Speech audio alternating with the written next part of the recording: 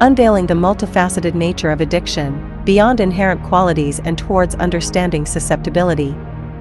There is no war on drugs, because you can't have a war on inanimate objects. There is only a war on drug addicts. Which means we are warring on the most abused and vulnerable segments of our society. The prevailing myth surrounding addiction often links the addictive nature solely to substances or specific behaviors.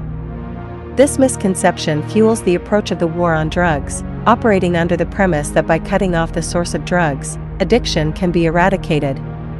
However, a broader understanding of addiction defies this notion, indicating that no substance or behavior, in isolation, possesses inherent addictiveness.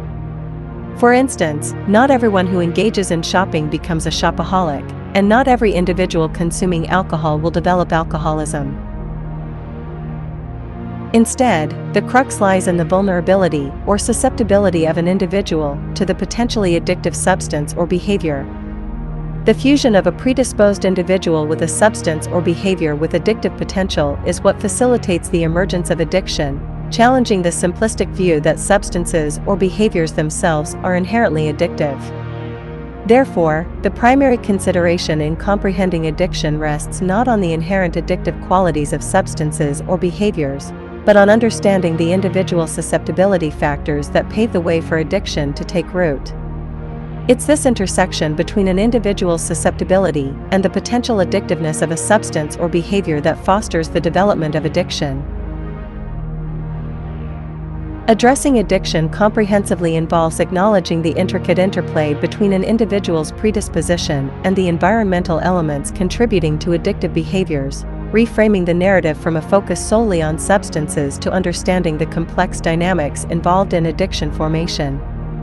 Understanding the susceptibility to addiction involves delving into the impact of life experiences on an individual's predisposition, contrary to the outdated belief in a solely genetic basis for addiction.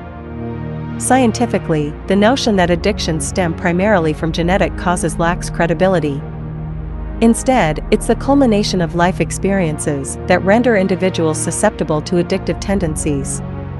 These experiences not only mold an individual's personality and psychological needs, but also intricately shape the very structure of their brains. Remarkably, this process of susceptibility doesn't commence post-birth, but begins during fetal development in utero, emphasizing the profound impact of early environmental factors on an individual's vulnerability to addiction. Studies have underscored the profound effect of prenatal experiences on the predisposition toward addictive traits in individuals. The developmental trajectory isn't solely determined by genetic factors, but is markedly influenced by the environmental factors, particularly the psychological and social milieu in which an individual is nurtured. It's evident that the biology of human beings isn't isolated from their experiences. Rather, it's substantially molded and influenced by the life experiences encountered during the crucial stages of prenatal development, emphasizing the critical role of early environmental influences in shaping susceptibility to addiction.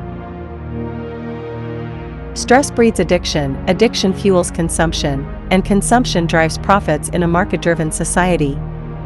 It's a vicious cycle perpetuated by profit-seeking corporations at the expense of individual well-being and societal harmony. To break free, we must shift towards a paradigm that values holistic well-being over profit margins.